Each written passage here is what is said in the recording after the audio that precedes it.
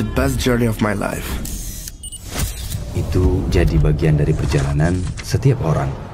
Kalau diisinya dengan diam aja di tempat, apa iya bakal ada hal-hal menarik yang terjadi? I think this is the time to let the adventure begin. Padahal kita bisa berjalan lebih jauh dari yang kita bayangkan. Hey, beruntung apa enggak? Excuse me, you know where is this place? You can come with us, tapi kamu harus lanjut lagi pakai kapal. Can I join you? Oke. Okay, thank you. Setiap orang butuh perjalanan ke tempat-tempat di luar zona nyaman. I met good people along the way. Their kindness really moved me. Amanap, ini ada kebetulan ini mau ke pulau. Tolong diantarlah. My whole sense awakened by this incredible nature.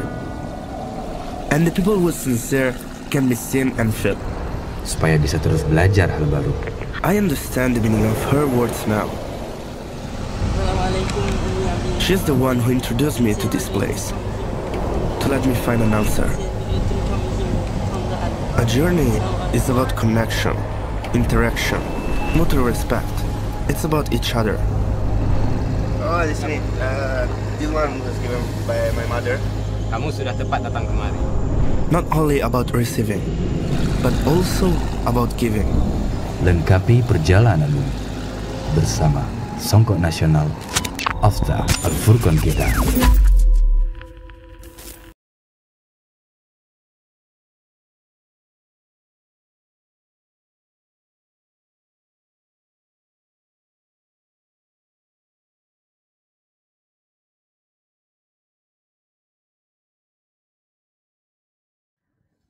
Bismillahirrahmanirrahim. Alhamdulillahi hamdan katsiran tayyiban mubarakan fih kama yuhibbu rabbuna wa yarda. Asyhadu an la ilaha illallah wahdahu la syarika lah wa asyhadu anna Muhammadan abduhu wa rasuluh. Allahumma salli wa sallim wa barik wa an'im ala abdika wa rasulika Muhammad wa ala alihi wa ashabihi wa man sara ala nahjihi ila yaumiddin, amma ba'd. Hadirin yang dimuliakan Allah Azza wa Jal, kaum muslimin dan muslimat yang semoga senantiasa mendapatkan taufik dari Allah Subhanahu wa taala. Pada kesempatan yang berbahagia ini, kita memohon kepada Allah Subhanahu wa taala agar terus diberikan ilmu yang bermanfaat dan dimudahkan dalam mengamalkan ilmu-ilmu yang telah kita pelajari. Semoga Allah memberkahi waktu dan usaha yang telah kita kerahkan. Hadirin yang dimuliakan Allah Subhanahu wa taala, pada kesempatan ini kita akan membahas satu ilmu di antara rangkaian ilmu-ilmu yang berkaitan dengan Al-Qur'anul Karim, yaitu ulumut tafsiril Qur'an, ilmu-ilmu yang berkaitan dengan tafsir Al-Qur'an. Tetapi kita tidak akan membahas secara terperinci, tidak akan membahas ke dalam ilmu ini, yaitu ilmu tafsir Al-Qur'an. Karena kita akan membahas ulumnya saja, ulumul Quran secara pendasaran saja, madkhol, atau kita bisa mengatakan semacam pengantar, muqaddimah. Adapun jika ingin memasukinya, maka tentu saja tidak cukup ilmu tafsir ini dipelajari dalam satu malam, satu hari, satu pekan, satu bulan, tidak cukup. Butuh waktu yang lama ketika kita ingin benar-benar menguasai ilmu tafsir Al-Qur'anul Karim. Apalagi ilmu tafsir ini diantara ilmu yang berkaitan dengan Al-Qur'an yang paling luas cakupannya, yang paling besar lingkupnya. Dan ini berkaitan dengan lafaz-lafaz Al-Qur'an maupun maknanya. Berkaitan dengan lafaz sekaligus maknanya. Berbeda dengan ilmu tilawatul Qur'an yang hanya membahas tentang pengucapan lafaz, pengucapan huruf Al-Qur'an saja, atau bagaimana cara membaca yang benar. Itu ilmu tilawah. Tapi ilmu tafsir lebih dari itu. Kita memahami makna yang berasal dari lafaz-lafaz Al-Qur'anul Karim. Nah, pada kesempatan malam ini insyaallah ta'ala kita akan mempelajari seputar pendahuluan ilmu tafsir Al-Qur'an, dari definisinya, kemudian kemunculannya, kemudian sejarah dan fase-fase penulisannya, serta kitab-kitab tafsir yang paling menonjol yang ditulis oleh para ulama. Adapun setelah itu nanti akan dibahas juga berkaitan dengan ulum tafsiril Quran yang lain setelah kita membahas ilmu tafsiril Quran pada malam ini. Nah, di antaranya adalah ada dua ilmu yang bisa dibilang ini menjadi fokus perhatian para ulama kontemporer, ulama belakangan, yaitu usul tafsir dan manahijul mufassirin. Ini akan dibahas secara terpisah. Dan cakupan ilmu-ilmu yang berkaitan dengan tafsir yang akan dibahas di kitab Al-Muyassar ini ada ilmu tafsir, kemudian ilmu usul tafsir, kemudian ilmu manahijul mufassirin, kemudian yang keempat ya ilmu ahkamil Quran, dan yang kelima ilmu nasikh wal mansukh fil Quran. Ilmu tafsir, kemudian usulnya, pondasi-pondasi dasar-dasarnya. Kemudian yang ketiga metode yang digunakan oleh para ahli tafsir. Kemudian yang keempat ahkamul Quran, hukum-hukum yang berkaitan dengan Al-Quran yang diambil dari Al-Quranul Karim. Kemudian yang kelima ilmu nasikh wal mansukh fil Quran. Lalu yang keenam ilmu mutasyabihil Quran. Kemudian yang ketujuh ilmu mushkilul Quran. Yang kedelapan ilmu mubahamatil Quran. Yang kesembilan ilmu munasabat fil Quran. Dan yang terakhir tarjamatul Quran. Total ada 10 bab ilmu atau 10 ilmu yang berkaitan dengan tafsir Al-Quran. Tetapi untuk saat ini, pada sesi ini, pertemuan ini kita akan membahas yang pertama saja, ilmu tafsir. Dan sebagai faedah, di antara rujukan yang paling utama tafsir Al-Quran adalah bahasa. Dari sisi lughah, bahasa Arab. Dari sini maka muncul beberapa ilmu yang berkaitan dengan tafsir al-lughawi, tafsir secara bahasa. Karena ilmu lughah ini sangat membantu dalam menafsirkan Al-Quran. Sehingga nanti akan dibahas secara terpisah. Ada bab, ada pasal yang membahas tentang lughatul Quran dan asalibul Quran. Bahasa Al-Quran dan retorika atau gaya bahasa yang dipakai dalam Al-Quranul Karim. Baik, kita akan membahas saja, kita masuk ke dalam ilmu tafsir. Tafsir secara definisinya dari sisi bahasa itu diambil dari kata fa, sin, ro, yang maknanya kata-kata yang berasal dari kata-kata yang berasal dari huruf fa, sin, dan ro ini menunjukkan makna yang berkutat antara al-kashf wal idah wal bayan, menyingkap, al-idah menampakkan, dan al-bayan menjelaskan. Ini makna seputar fassara, yufassiru, dan yang lain sebagainya. Adapun secara istilah yang dimaksud dengan tafsir dalam pembahasan ini, maksudnya adalah tafsirul Quran. Maksudnya adalah tafsir Al-Quran. Karena penggunaan tafsir ini sebenarnya menjelaskan, tapi sudah menjadi penggunaan khusus ketika disebut tafsir, maksudnya adalah penjelasan makna kalamullah, penjelasan Al-Quran. Adapun yang lain maka tidak digunakan tafsir, walaupun sebenarnya sama, menjelaskan juga. Misalkan kalam Rasulullah, hadis, maka penjelasannya disebut dengan syarah atau syair atau kitab yang ringkas kemudian diperjelas lagi, maka tidak disebut dengan tafsir melainkan asyarah. Ini sekedar penggunaan saja, penggunaan istilah yang dipakai oleh para ulama. Walaupun sebenarnya sama, tafsir dengan syarah sama saja. Kemudian tafsir secara istilah maksudnya adalah bayanu ma'ani Al-Qur'anil Karim, menjelaskan makna-makna Al-Qur'anul Karim. Maka kalau dilihat dari definisi ini, bayan, penjelasan makna Al-Qur'anul Karim. Berarti kalau penjelasan ini bukan berkaitan dengan makna, misalkan penjelasan cara mengucapkan yang masuk ke dalam ilmu qiraat, maka bukan termasuk tafsir. Begitu juga kalau dia membahas tentang jumlah ayat-ayat, berapa ayat surat Al-Baqarah, berapa jumlah ayat dari surat Ali Imran dan seterusnya, maka ini bukan ilmu tafsir, karena yang dibahas adalah bukan makna, sehingga masuknya ke ilmu addu al-ay yang sudah dibahas di pertemuan-pertemuan yang telah lewat. Kemudian juga terkadang ada juga yang membahas, para ulama yang membahas faedah-faedah yang diambil, istimbat, diambil dari ayat-ayat Al-Quran, faedah yang ditarik, diambil. Maka ini bukan termasuk tafsir, tapi masuk ke pembahasan istimbat. Bab istinbat. Jadi kesimpulannya, secara definisi tafsir adalah penjelasan makna. Fokus pada makna Al-Qur'anul Karim. Dari sini maka bisa kita membandingkan dengan ilmu-ilmu yang lain berkaitan dengan ulumul Quran. Karena tafsir dan ulumul tafsir ini bagian dari ulumul Quran. Jadi rumah yang sangat besar, ulumul Quran, ilmu-ilmu yang berkaitan dengan Al-Qur'anul Karim. Lalu di antara rumah atau bangunan gedung yang besar ini ada ruangan-ruangan. Nah, di antara ruangan tersebut ada ruangan yang disebut dengan ulumul tafsir. Nah, disitulah letaknya. Jadi dia bagian dari ulumul Quran. Kemudian dari perbandingan dengan ilmu-ilmu yang lain, ilmu Al-Quran yang lain, maka yang menjadi acuan, patokannya, batasannya adalah jika ilmu yang berkaitan dengan Al-Quran ini mempengaruhi pemahaman makna ayat Al-Quran, maka ini ilmu tafsir. Jadi batasannya semacam ini. Kalau dia maklumat seputar Al-Quran, ilmu-ilmu yang berkaitan dengan Al-Quran, yang mempengaruhi, yang ada dampaknya dalam memahami makna ayat, maka ini ilmu tafsir.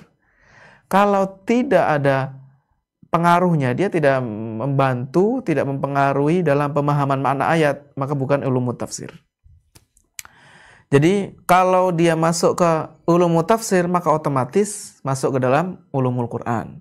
Misalkan memahami tentang makna dari mufradatul Quran, kata per kata, kosakata Al-Quran. Misalkan lafaz as-samad dalam surat Al-Ikhlas, ini maknanya apa?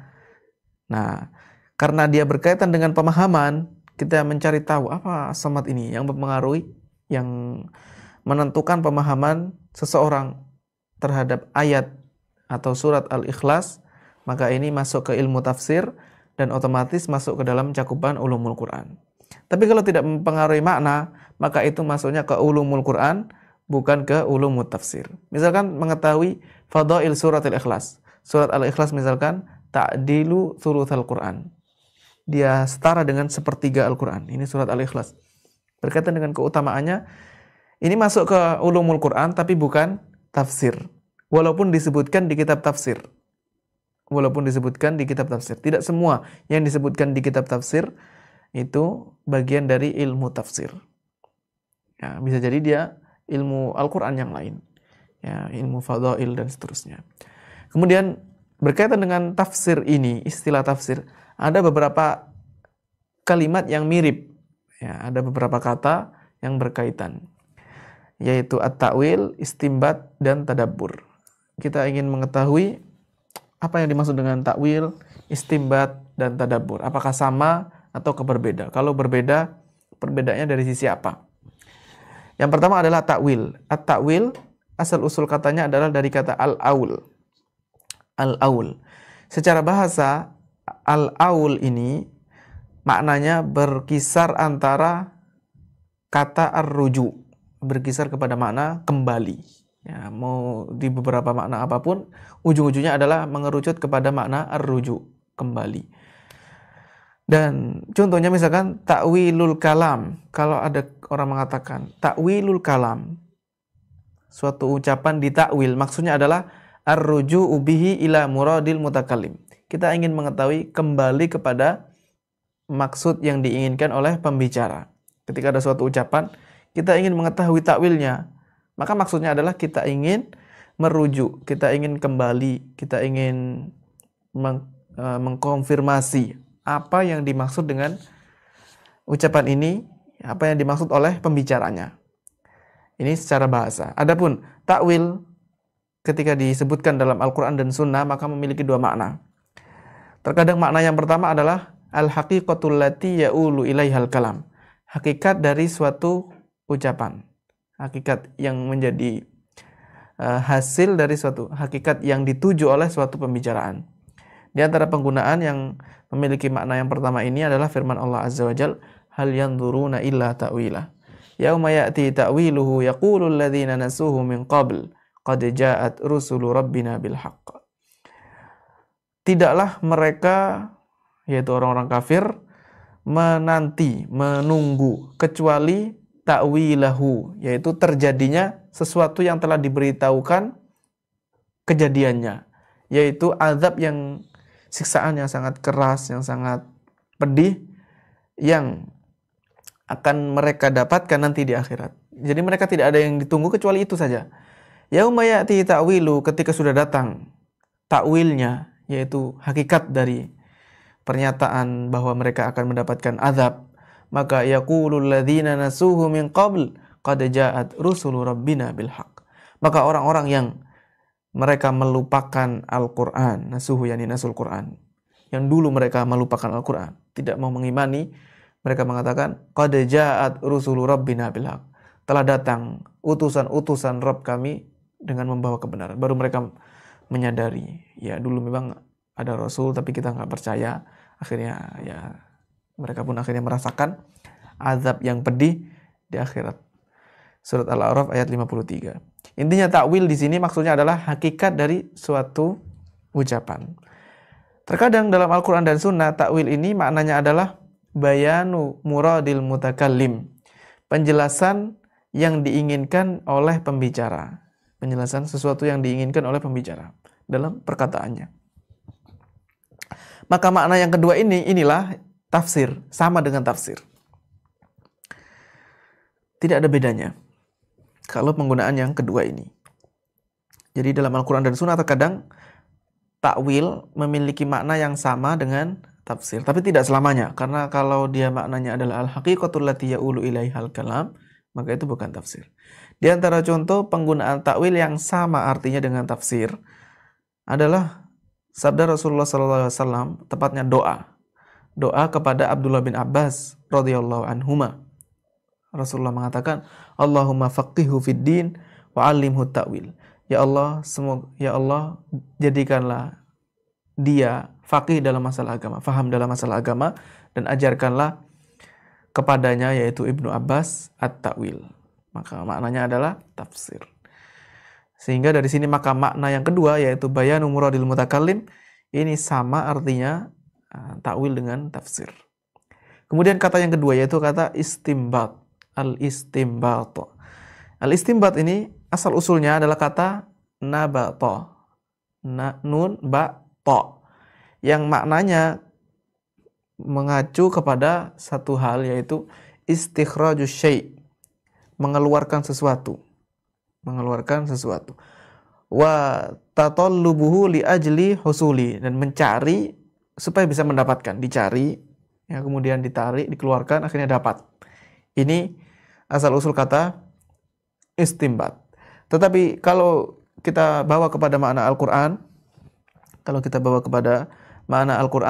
maka makna istimbatul Qur'an adalah istikhraju al-ma'ani al-mutarattiba 'ala al-ma'na al-muradi minal ayah bi tariqin sahih. Mengeluarkan makna yang diinginkan dari ayat itu dengan cara yang benar.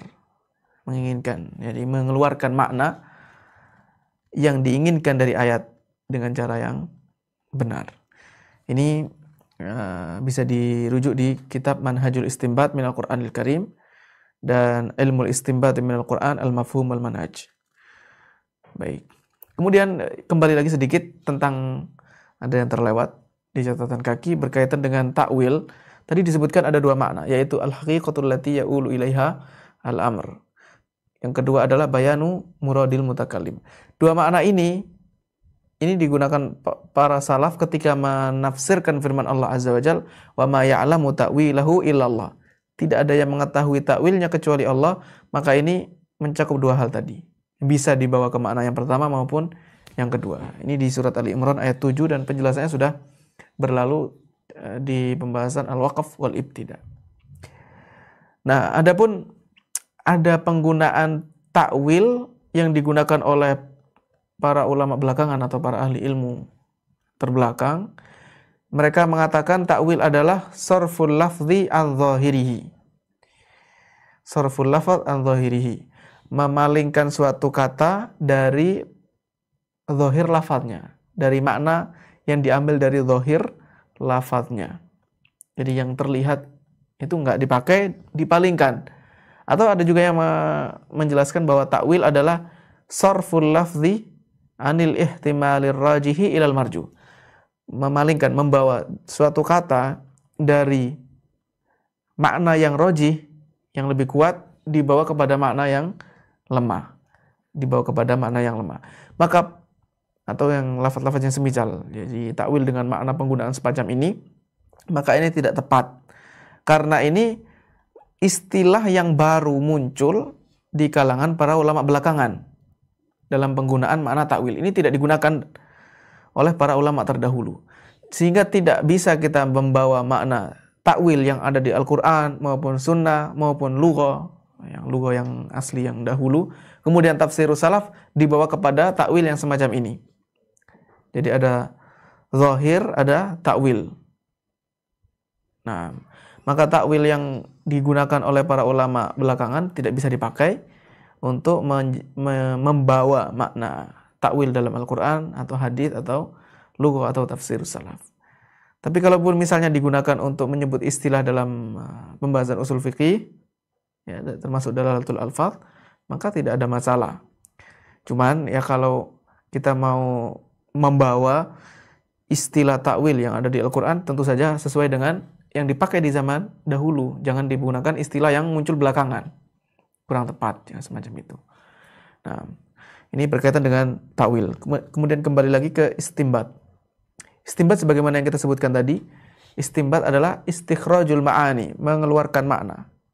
Di antara makna-makna yang diinginkan dari ayat tertentu dengan cara yang benar.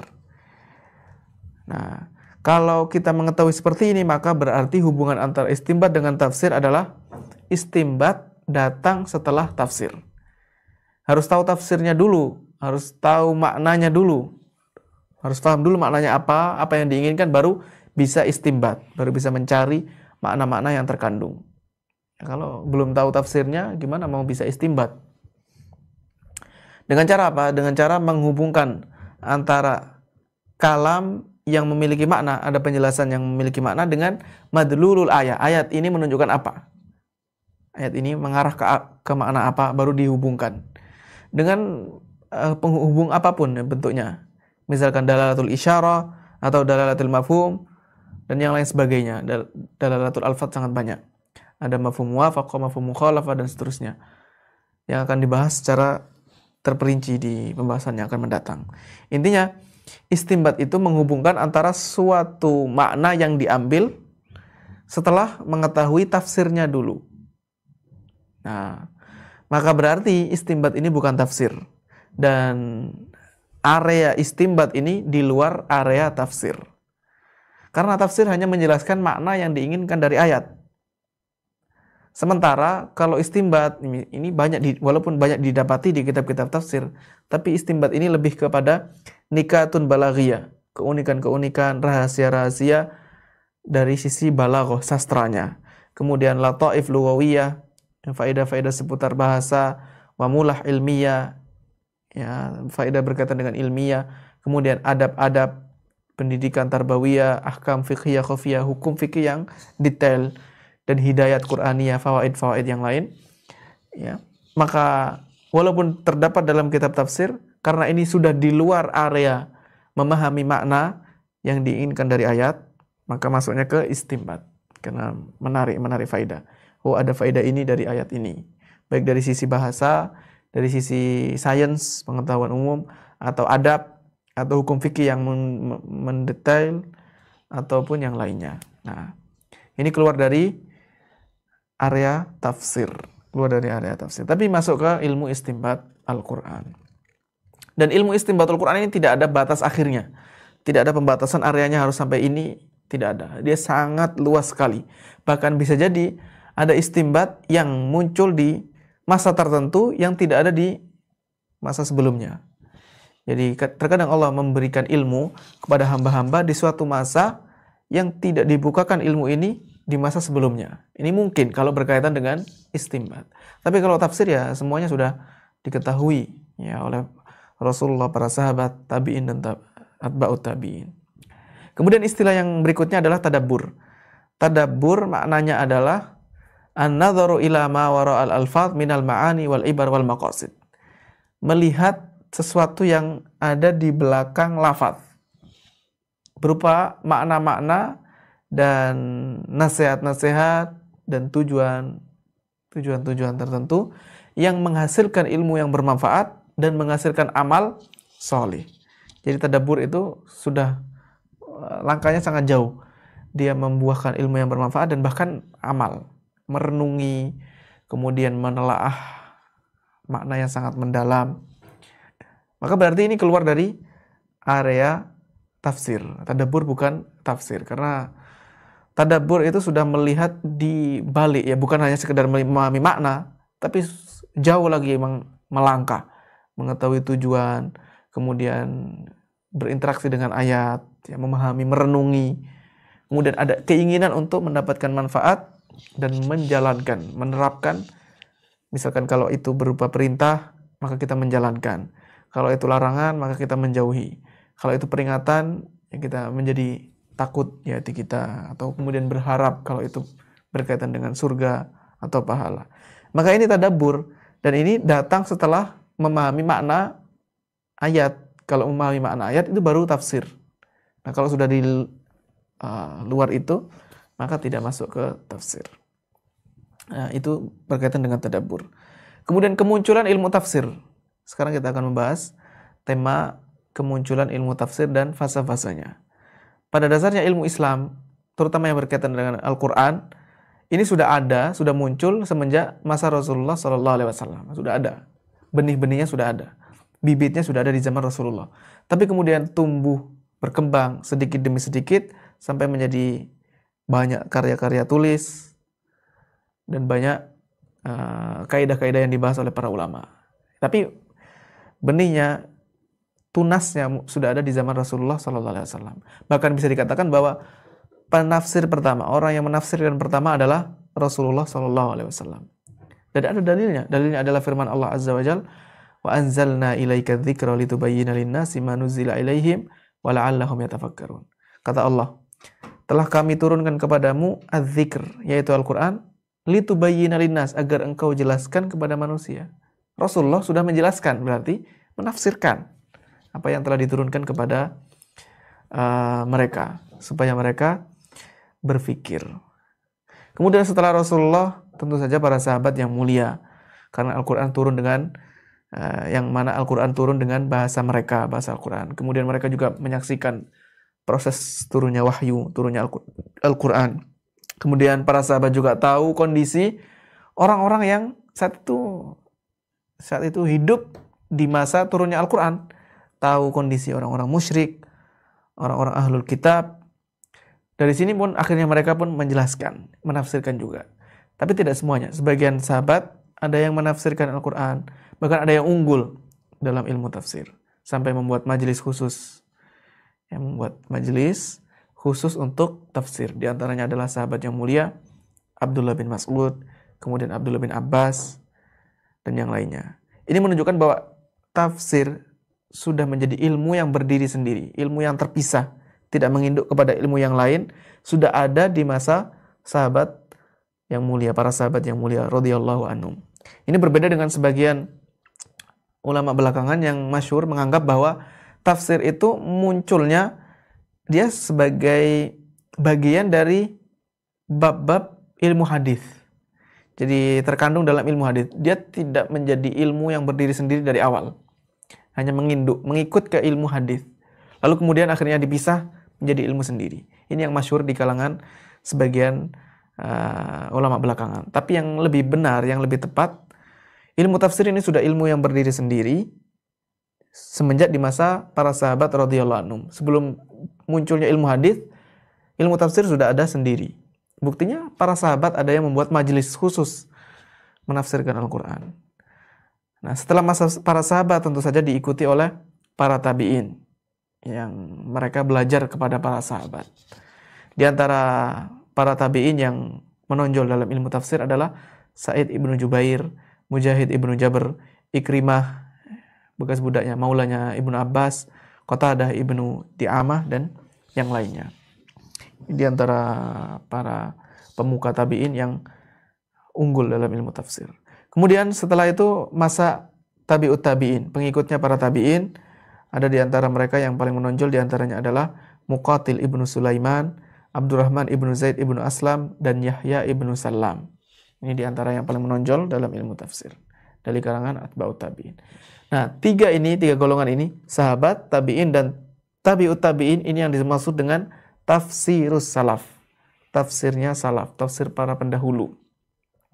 Karena tafsir salaf ini mencakup 3 generasi.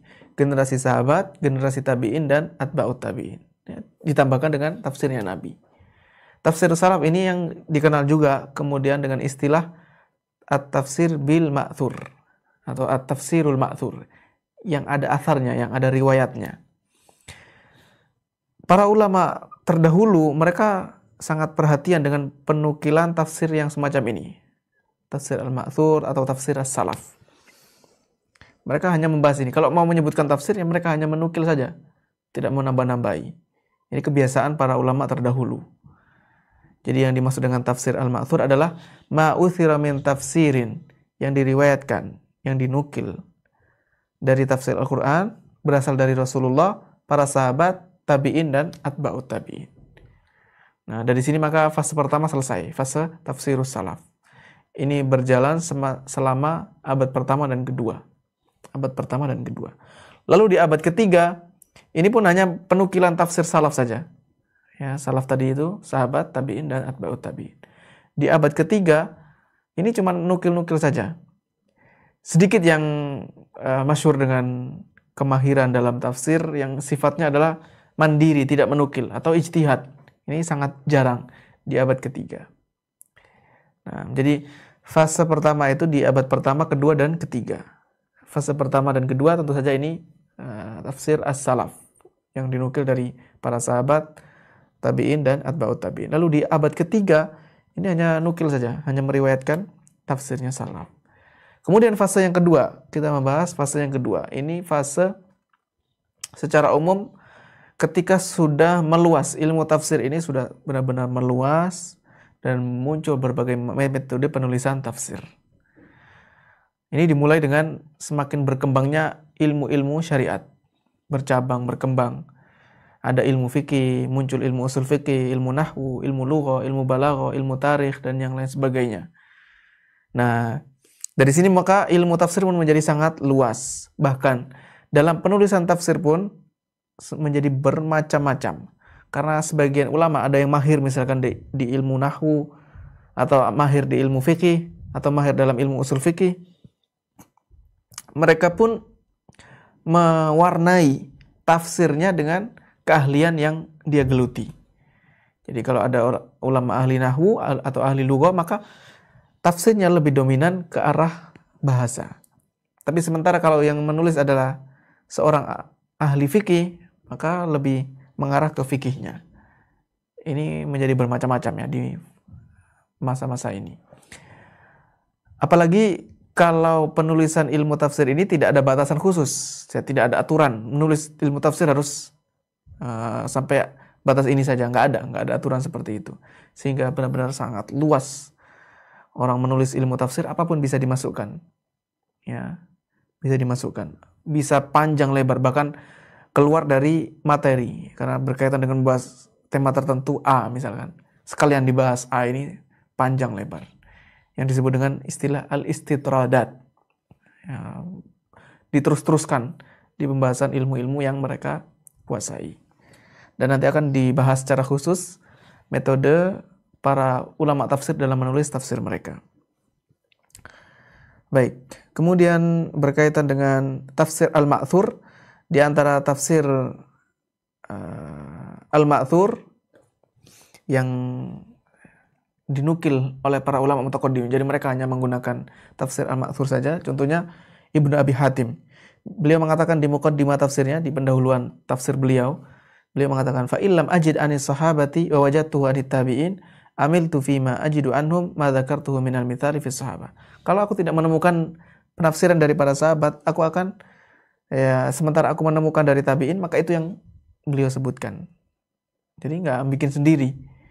Kemudian seterusnya, kalau nggak ada juga, maka beliau menggunakan tafsirnya atba'ut tabi'in. Ini yang digunakan oleh para ulama tafsir terdahulu.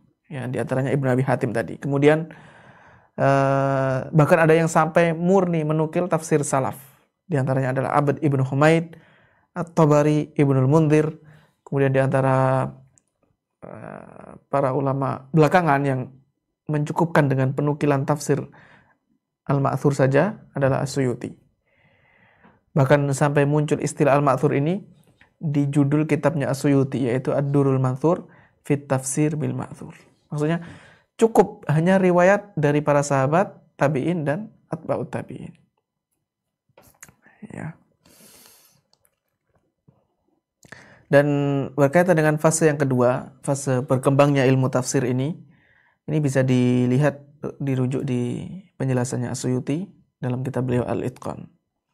Beliau menyebutkan contoh-contoh tafsir dan beliau menyebutkan ilmu apa saja yang biasanya diperluas oleh para ulama tafsir. Tentu itu sesuai dengan keahlian mereka masing-masing, dengan spesialis dan bidang yang mereka geluti. Nah, selanjutnya kita akan membahas penulisan tafsir dan kitab-kitab tafsir yang paling menonjol, kitab-kitab tafsir yang masyhur. Ini bisa dibagi dari sisi ini menjadi beberapa bagian. Yang pertama adalah penulisan tafsir di masa salaf, kemudian yang kedua penulisan tafsir setelah masa atba'ut tabi'in, karena masa salaf itu mencakup sahabat, tabi'in dan tabi'ut tabi'in. Nah, yang bagian kedua ini penulisan di masa setelah masa tabi'ut tabi'in sampai masa Ibnu Jarir At-Tabari. Lalu kemudian bagian yang ketiga masa Ibnu Jarir At-Tabari, dan yang keempat setelah Ibnu Jarir At-Tabari. Nah, menjadi 4 ini. Ini fase-fase penulisan kitab-kitab tafsir. Yang pertama, penulisan tafsir di masa salaf. Ya, yang pertama tentu saja di masa sahabat dan tabi'in. Maka para sahabat tidak memiliki perhatian yang besar terhadap penulisan tafsir. Mereka nggak menulis sendiri, para sahabat ini tidak menulis sendiri. Walaupun mereka para ahli tafsir yang punya majelis, tapi mereka tidak menulis sendiri. Yang menulis adalah murid-murid mereka yang mulai mencatat. Murid-murid mereka dari kalangan para tabi'in yang hidup bersama mereka. Jadi ini masih di masa sahabat, tapi para sahabat tidak menulis. Yang menulis adalah para tabi'in. Sehingga bisa dikatakan bahwa penulisan tafsir ini mulainya adalah di akhir-akhir masa para sahabat. Walaupun yang melakukan bukan sahabat, tapi terjadinya di masa akhir-akhir para sahabat. Jadi ilmu tafsir adalah di antara ilmu pertama, ilmu syar'i pertama yang ditulis, ya, yang dibukukan, yang dicatat. Karena ilmu itu ada yang sifatnya hanya sekedar dari lisan, disampaikan dari guru ke murid, talaqi, tapi belum ditulis. Nah, tadwin ini penulisannya sudah dicatat, dibukukan. Ilmu tafsir ini salah satu ilmu syariat yang muncul awal-awal, yang muncul di awal-awal. Bahkan ada riwayat-riwayat yang menyebutkan bahwa Mujahid ibnu Jabr, muridnya Ibnu Abbas, ini sudah mencatat tafsir, bahkan dicatatnya itu di hadapan gurunya, yaitu Ibnu Abbas, Abdullah bin Abbas radhiyallahu anhu. Ini bisa dilihat di tafsir At-Tabari. Kemudian misalkan yang lain, Sa'id ibnu Jubair, ini juga sudah mencatat tafsir karena permintaan dari Khalifah Abdul Malik ibnu Marwan. Khilafah Abdul Malik ibnu Marwan. Bisa dirujuk terkait masalah ini, terkait pencatatan ini di kitab Al-Jarh wa Ta'dil karya Ibnu Abi Hatim di biografi Atha ibnu Dinar. Ini sebagaimana yang terdapat dalam catatan kaki, dalam footnote. Selain itu, ya banyak yang lain. Lalu kemudian para tabi'in, ya, mereka pun akhirnya melanjutkan proses tersebut. Mereka mencatat tafsir. Dan kebanyakan tafsir-tafsir di masa ini berupa lembaran-lembaran yang tidak mencakup Al-Quran dari awal sampai akhir, tidak menafsirkan dari awal Al-Quran sampai akhir. Hanya lembaran-lembaran saja yang diriwayatkan dengan menggunakan sanad. Ada jalur sanadnya, rangkaian sanadnya, perawi. Dan riwayat yang semacam ini nantinya akan dicakup, nantinya akan dikumpulkan, dimasukkan oleh para ulama tafsir Al-Ma'thur yang datang kemudian. Jadi nggak hilang. Ada beberapa lembaran-lembaran tersebut akhirnya ditulis oleh para ulama belakangan yang menulis tafsir Al-Ma'thur. Di antaranya adalah As-Suyuti tadi yang kita sebutkan. Itu mencakup suhuf-suhuf tadi yang ditulis oleh para tabi'in, baik di masa hidupnya para sahabat maupun setelah habisnya masa para sahabat. Kemudian yang kedua berkaitan dengan penulisan tafsir di masa salaf. Fase yang kedua adalah fase atba'ut tabi'in. Mereka memiliki semangat yang besar dalam penulisan berbagai ilmu sebenarnya, bukan hanya ilmu tafsir. Mereka menulis, bahkan bukan hanya mengumpulkan saja, bukan hanya mencatat atau mengumpulkan. Mereka sudah menata at-tasnif. Bedanya sannafa yusannifu dengan dawwana yudawwinu. Kalau tadwin itu hanya membukukan, mencatat. Tapi kalau sudah tasnif, itu masuk ke arah tartib, dirapikan, disusun dengan baik. Bahkan disebutkan bab-babnya, dikelompokkan, ini bab ini. Ini sudah ada di masa atba'ut tabi'in. Di antara yang terkenal dengan penulisannya adalah Ibnu Juraij, kemudian Muqatil Ibnu Sulaiman, dan Yahya Ibnu Salam. Sementara penulisan tafsir di masa ini, di masa salaf ini, ada dua macam. Ada yang sebagian saja, beberapa bab tertentu dari tafsir. Di antaranya adalah tafsir Mujahid Ibnu Jabr, kemudian tafsir Sufyan Ats-Tsauri, dan tafsir Abdul Razak As-San'ani. Tafsir Mujahid Ibnu Jabr ini ada yang berpandangan bahwa tafsir yang dicetak yang tercetak dengan judul Tafsir Mujahid, sebenarnya ini bukan tafsir beliau, tapi tafsirnya Adam Ibnu Abi Iyas.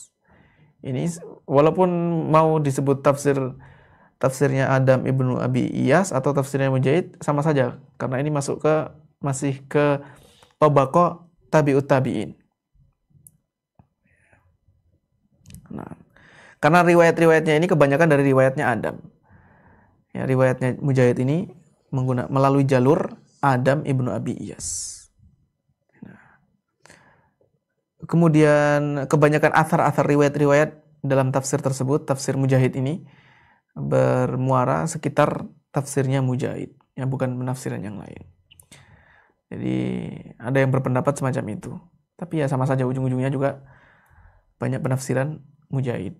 Nah, yang melalui jalur Adam Ibnu Abi Iyas.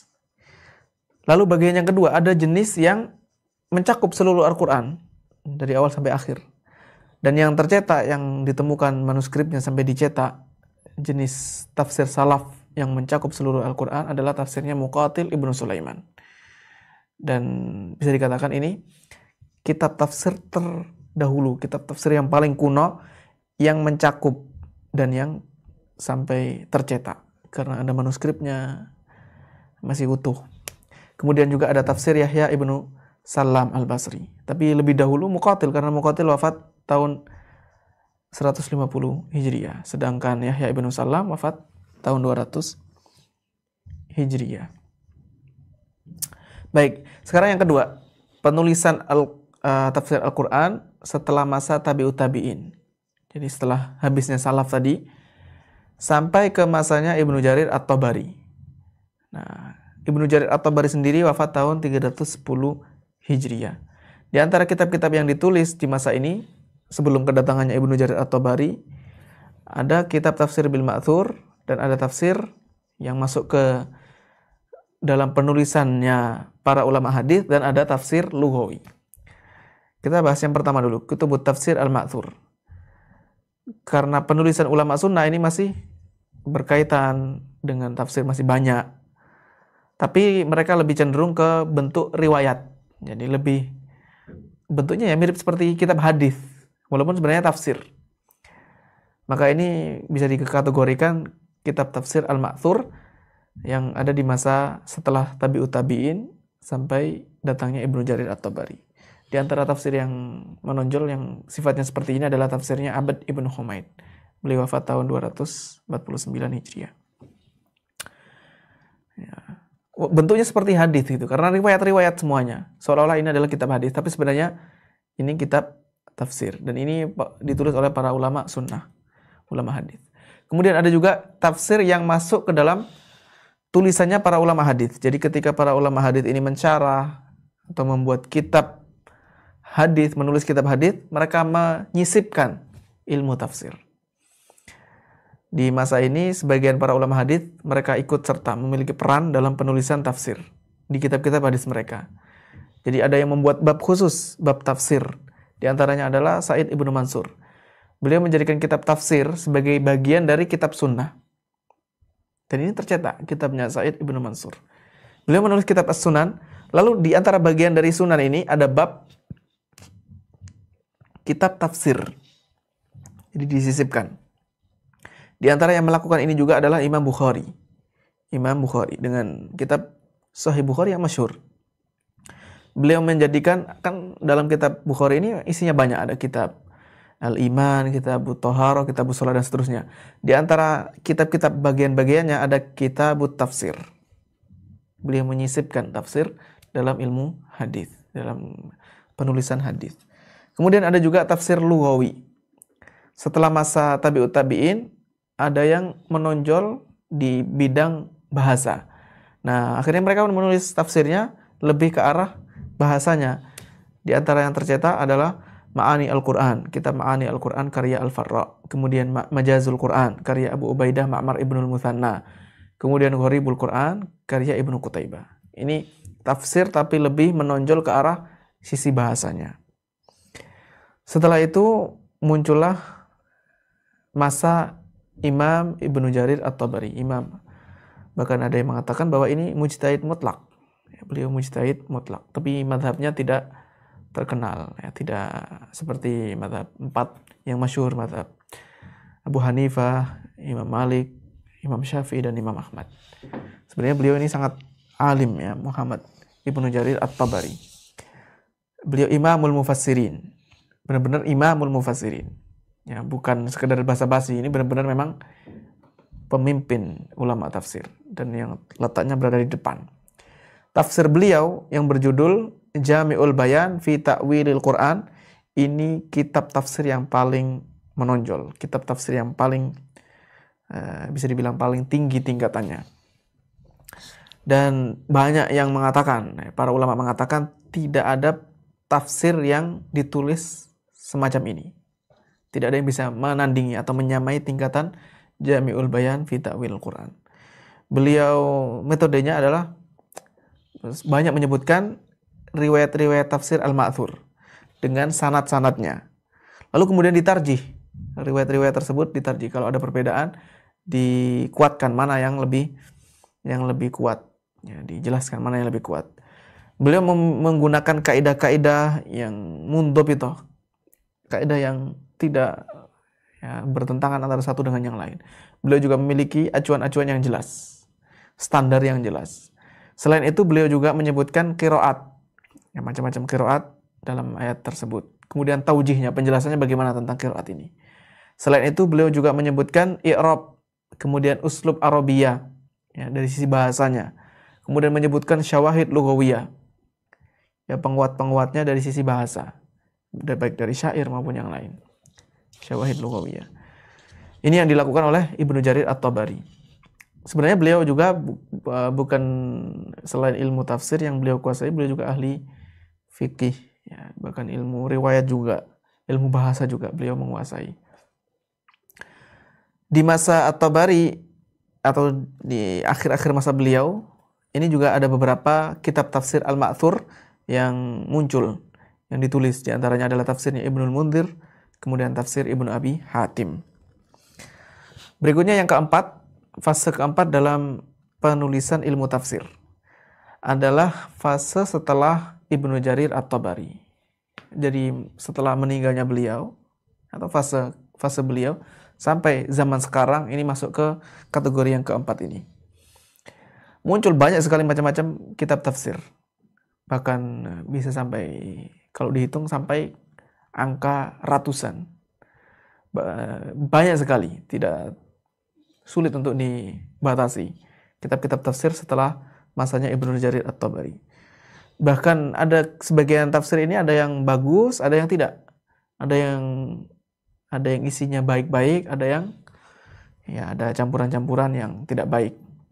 Bahkan juga ada banyak qaul bir-ra'i, penafsiran dengan pendapat, ya, mengandalkan pendapat dari penulisnya. Kemudian ada juga mazhab, terkadang terpengaruh dengan mazhab fikih yang dianut oleh penulis tafsir tersebut. Nah, ditambah lagi dengan lebih didominasi oleh spesialis bidang keilmuan yang digeluti oleh penafsirnya.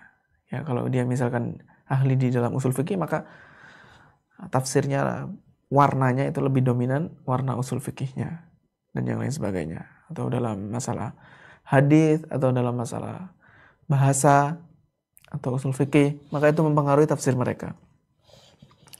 Bahkan setelah masanya Ibnu Jarir ini muncul pendapat-pendapat yang banyak dan itu menyelisih, berbeda dengan penjelasan para salaful ummah. Itu, ya. Intinya maksudnya menunjukkan bahwa ada yang bagus, ada yang baik, ada yang mencampur antara yang baik dengan yang buruk, bertentangan dengan salaf dan yang lain sebagainya. Dan penulisan ini terus berlanjut, tidak pernah berhenti. Bahkan sampai detik saat ini mungkin masih ada yang proses menulis tafsir. Yang masing-masing tujuannya, ya secara umum tujuannya adalah ingin menjelaskan makna dari kitabullah.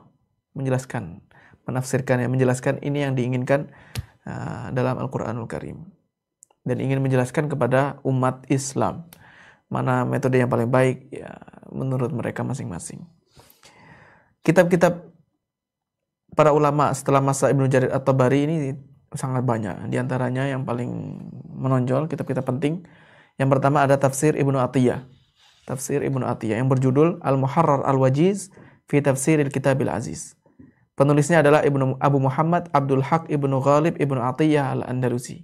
Lebih terkenal dengan Tafsir Ibnu Atiyah. Atau judulnya biasanya disingkat Al-Muharrar Al-Wajiz. Beliau seorang ulama dari Andalus, Spanyol.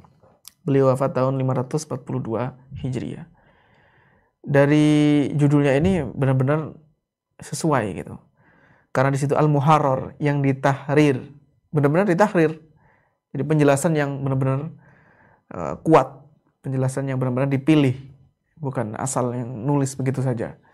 Kemudian juga ada Taujih Ibaratis Salaf, menjelaskan ungkapan-ungkapan para salaf dalam tafsir dan penjelasan fikih tafsirinya. Ini kitab Tafsir Al-Muharrar Al-Wajiz. Kemudian yang kedua ada kitab tafsir yang menonjol juga, Tafsir Al-Qurtubi. Namanya sebenarnya Al-Jami' li Ahkamil Quran. Tapi dinisbahkan kepada penulisnya. Ini juga dari Andalus. Dari Andalusia, Spanyol. Cordoba. Penulisnya adalah nama beliau Abu Abdullah Muhammad Ibnu Ahmad Al-Qurtubi. Wafat tahun 671 Hijriah. Kitab ini memiliki perhatian besar terhadap nukilan pendapat-pendapat para ulama salaf. Dan di antara kelebihan kitab ini yang paling menonjol adalah penyusunan, ya, mengurutkan pembahasannya ini sangat rapi, sangat bagus. Tafsir Al-Qurtubi. Kemudian juga lebih perhatian kepada hukum-hukum seputar fikih, ya, ahkam Al-Quran. Karena ayat-ayat Al-Quran ada yang sifatnya ada nasihat, ada yang kisah. Nah, ada yang sifatnya adalah hukum, penjelasan tentang larangan atau perintah, halal atau haram. Kitabnya Al-Qurtubi ini, Tafsir Al-Qurtubi Al-Jami' li Ahkamil Quran, ketika membahas ahkamul Quran benar-benar sampai kadang ya sampai sangat jauh, ya sangat panjang lebar ketika membahas masalah fikih. Bahkan sampai dikatakan ini di sini hampir tidak ada satu bab fikih pun melainkan pasti beliau bahas dalam kitab tafsirnya ini. Nah, jadi hampir semua bab fikih dari awal sampai akhir pasti akan kita temukan penjelasannya di kitab Al-Jami' li Ahkamil Quran karya Al-Qurtubi ini. Kemudian tafsir berikutnya ada tafsir Al-Baydawi. Tafsir Al-Baydawi yang berjudul Anwarut Tanzil wa Asrarut Ta'wil karya Al-Qadhi Nasiruddin Al-Baydawi Asy-Syafi'i. Beliau wafat tahun 685 Hijriah. Secara penulisan tafsir Al-Baydawi ini, beliau menulis tafsirnya banyak mengambil faidah. Jadi beliau banyak istifadah dari tafsirnya Az-Zamakhsyari. Ini terutama dari sisi bahasanya. Kemudian dari tafsir Ar-Raghib Al-Asfahani dan kitab yang lain. Beliau meramu, ya, mengambil dari kitab-kitab terdahulu, terutama di antaranya tafsir Az-Zamakhsyari, tapi beliau hilangkan sisi-sisi i'tizalnya, mu'tazilahnya, karena Az-Zamakhsyari ini tafsir yang beliau tulis ini banyak beliau sebutkan pemikiran-pemikiran Mu'tazilah. Dan tafsir Al-Baydawi ini kurang terlalu perhatian dengan athar, dengan riwayat-riwayat. Tapi lebih dominan ke sisi halul muskilat, menguraikan kerumitan-kerumitan dengan isyarat-isyarat yang singkat ya. Kitab beliau ini lebih kepada isyarat-isyarat yang singkat, ringkas, tidak terlalu panjang lebar. Lalu yang keempat, tafsir yang ditulis oleh para ulama yang menonjol juga adalah tafsir Ibnu Katsir. Sebenarnya nama tafsirnya adalah Tafsirul Qur'anil Azim. Ibnu Katsir ini penulisnya Ismail Ibnu Katsir Ad-Dimashqi. Wafat tahun 774. Ini di antara kitab tafsir yang masyhur dan paling bagus di antaranya. Beliau memiliki perhatian sangat lebih tentang penjelasan Al-Quran dengan Al-Quran. Jadi menafsirkan Al-Quran dengan Al-Quran itu sendiri. Jadi kalau misalkan dijelaskan di ayat lain, beliau jelaskan, disebutkan. Kemudian juga penjelasan Al-Quran dengan sunnah. Dengan penjelasannya sangat mudah, sangat indah sekali. Yang ini menjadi nilai istimewa tafsir Ibnu Katsir. Selain itu beliau juga perhatian dengan pendapat-pendapatnya para ulama salaf. Dari sisi hukum fikih beliau tidak terlalu panjang lebar. Beliau sebutkan tapi tidak terlalu tawassu, tidak terlalu panjang lebar. Ya, beliau hanya menjelaskan hukum yang disebutkan di ayat itu, yang dinaskan, yang disebutkan saja, tidak panjang lebar. Terkadang beliau menyebutkan mazhab-mazhab dalam fikih, tapi secara singkat saja, ringkas. Dan beliau terkadang juga merojihkan. Kalau ada perbedaan pendapat, beliau sebutkan mana pendapat yang kuat menurut beliau. Selain itu, berkaitan dengan qiraat, beliau tidak terlalu perhatian banyak terkait qiraat. Perbedaan qiraat, atau i'rab, atau balaghah. Dari sisi bahasa, kurang. Ya. Dari sisi bahasa, kurang menonjol tafsir Ibnu Katsir ini. Ibnu Katsir dalam menafsirkan ini banyak mengambil faidah dari metodenya syekhnya, karena beliau ini muridnya Ibnu Taimiyah. Beliau banyak istifadah dari gurunya, yaitu Syekhul Islam Ibnu Taimiyah yang wafat tahun 728. Dan beliau menyebutkan di antara tafsirnya ini, di muqaddimahnya, sebagian dari tulisan gurunya dalam usul tafsir, muqaddimah maupun yang lainnya. Beliau menyebutkan tulisan gurunya ini sebagiannya dinukil, disebutkan di muqaddimah tafsirnya. Dan beliau terapkan juga kaidah-kaidah tersebut. Kaidah-kaidah dalam tafsir yang diambil oleh Ibnu Katsir dari gurunya, yaitu Ibnu Taimiyah, diterapkan oleh Ibnu Katsir dalam penafsiran. Beliau juga banyak menyebutkan sanad-sanad hadis dan menjelaskan, kadang-kadang menjelaskan apakah sanadnya kuat atau lemah, hadis ini sahih atau tidak. Bahkan beliau juga terkadang mengkritisi sebagian riwayat Israiliyat dan kisah-kisah yang disebutkan di kitab-kitab tafsir. Beliau kadang mengkritisi, ya, mungkin menyebutkan yang benar bagaimana, atau kalau misalkan ini lemah atau salah atau bertentangan, maka beliau jelaskan. Dan kitab tafsirnya Ibnu Katsir ini sangat populer, diterima oleh hampir semua kalangan. Tafsir Ibnu Katsir ini diterima di hampir semua kalangan. Dan banyak cetakan-cetakannya bermacam-macam. Kemudian tafsir berikutnya adalah tafsir yang ditulis oleh ulama belakangan. Tafsir Ibnu Ashur yang berjudul At-Tahrir wa Tanwir. Penulisnya adalah Muhammad At-Tahir Ibnu Ashur At-Tunisi. Beliau seorang dari Tunisia. Wafat belakangan 1393. Ini di antara tafsir muasirin, tafsir belakangan yang sangat bagus ya, di antara tafsir belakangan yang sangat bagus. Perhatian utamanya ada di mufradat, ya, di kata-kata, kemudian balaghah dari sisi bahasa Al-Quran, keindahan sastra Al-Quran. Bahkan ini yang menjadi poin utamanya. Tapi selain itu juga beliau menguraikan hal-hal tafsir yang rumit, yang mungkin tidak terkumpul dalam kitab-kitab lain, ya, semisal kitab At-Tahrir wa Tanwir ini. Selain itu juga beliau menonjol dari sisi usulnya, usul fikihnya. Ya, usul fikihnya kuat. Ya, beliau menonjol dari sisi itu. Nah, ini sebagian di antara kitab-kitab tafsir, baik dari kalangan ya, masa-masa pertengahan maupun masa belakangan, yang tentu saja masing-masing memiliki kelebihan dan kekurangan. Ya, ada sisi-sisi yang menonjol yang bisa berbeda dengan kitab tafsir yang lain. Nah, setelah itu di kitab Al-Muyassar fi Ulumil Quran ini dibuatkan diagramnya, ya, tasjirnya, bagannya. Kita baca sedikit, macam-macam fase penulisan tafsir. Kalau di masa salaf maka terbagi menjadi dua, yaitu fase para sahabat dan tabi'in. Ini di masa salaf terbagi menjadi dua, yaitu sahabat dan tabi'in, lalu atba'ut tabi'in. Di masa atba'ut tabi'in ada yang ditulis secara sebagian, tidak lengkap, di beberapa surat atau beberapa ayat saja. Ada yang ditulis lengkap sempurna. Kemudian masa setelah tabi'ut tabi'in sampai masa Ibnu Jarir At-Tabari. Ada 3 kelompok. Ada yang tafsir bil ma'thur, ada yang tafsir menggunakan atau bukan menggunakan, tafsir yang ditulis di dalam kitab-kitab hadis, dimasukkan dalam kitab-kitab hadis. Kemudian ada tafsir al-lughawi. Setelah itu ada tafsir masa At-Tabari, dan yang berikutnya adalah setelah masa At-Tabari, dan ini yang paling lama masanya. Tafsir setelah masa At-Tabari sampai zaman sekarang ini. Macam-macam ya tafsirnya.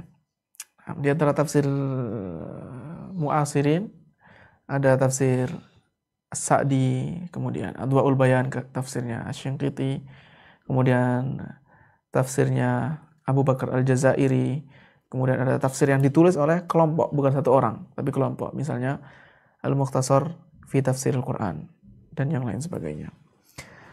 Nah, masing-masing memiliki kelebihan dan kekurangan. Ada yang tafsir panjang lebar, ada yang 1 jilid, ada yang ringkas. Nah, di antara tafsir yang ringkas, tafsir Jalalain yang ditulis oleh Jalaluddin Al-Mahalli, kemudian dilengkapi, dilanjutkan oleh Jalaluddin As-Suyuti, yang insya Allah akan dibahas dalam materi khusus, membahas tentang metode-metode yang digunakan oleh para ulama tafsir. Jadi macam-macam metode yang digunakan akan dibahas di fasal tersendiri. Demikian materi yang dapat dibahas pada kesempatan ini berkaitan dengan pengantar ilmu tafsir. Sebenarnya lebih banyak ke arah sisi sejarahnya, membahas tentang sejarahnya, proses penulisan, kemunculan, dan apa saja kitab-kitab tafsir yang menonjol di masa-masa tersebut. Dari sisi sejarah penulisan tafsir. Adapun yang lainnya berkaitan dengan tafsir, maka insya Allah akan dibahas di materi-materi yang akan mendatang. Semoga bermanfaat, dan dengan melihat perjuangan para ulama semacam ini memotivasi kita untuk kita belajar untuk menambah ilmu berkaitan dengan Al-Quran. Karena kita tidak perlu susah payah, sudah dibantu, dimudahkan oleh para ulama. Mereka menulis, berusaha sesuai dengan ijtihad mereka. Ini yang dibutuhkan, ini yang penting untuk diketahui oleh umat, sehingga mereka pun menulisnya untuk kita. Dan alhamdulillah di masa sekarang percetakan ini sangat mudah. Beda dengan di zaman dahulu, mencetak kitab itu sulit, harus menyalin, kemudian harga kertas, harga tinta mahal. Di zaman sekarang mudah, apalagi dengan adanya teknologi yang semakin berkembang, digital, kita bisa membaca tanpa harus membeli kitabnya secara tercetak, ya, baca PDF-nya. Ini nikmat yang sangat besar. Maka tugas kita hanya mempelajari saja, mendalami. Kalau ada yang ingin menafsirkan Al-Quran, tinggal merujuk, membaca kitab-kitab tafsir para ulama. Nah, wallahu a'lam bishawab. Mudah-mudahan Allah memberikan taufik kepada kita dan memberikan keikhlasan untuk beramal soleh dan terus menambah, mempelajari ilmu syar'i. Semoga Allah mewafatkan kita dalam keadaan yang baik. Wassallallahu wasallam ala nabiyyina Muhammad walhamdulillahi rabbil alamin. Wassalamualaikum warahmatullahi wabarakatuh. Al Furqan TV, saluran pendidikan